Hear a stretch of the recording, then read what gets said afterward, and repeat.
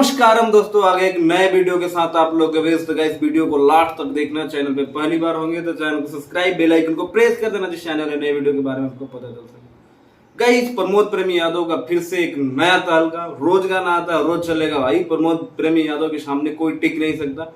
और ये बहुत ही छोटे चैनल से गाना है यार, AMS म्यूजिक है कोई करके, मात्र 10,000 सब्सक्राइबर है।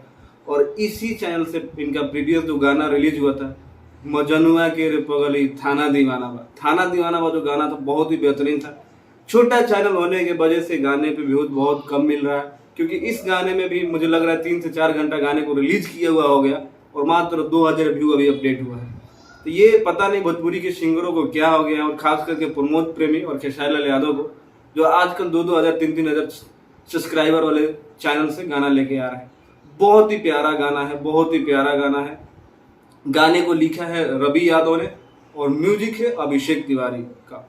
बहुत ही बेहतरीन सॉन्ग है। गाने का टाइटल है पटना के हऊ का। बहुत ही जबरदस्त तरीके से इस गाने को लिखा और म्यूजिक दिया गया है। और इस गाने में आपको प्रमोद प्रेमी के विपरीत देखने को मिलेगी आयुषी तिवारी। बहुत ही कमाल की अदाकारा है। अभी तक आपने नहीं गाना देखा है तो जाइए सर्च करिए। बहुत ही कम व्यू अभी अपडेट हुआ है। ज्यादा से ज्यादा इस गाने को देखिए, ढेर सारा प्यार दीजिए।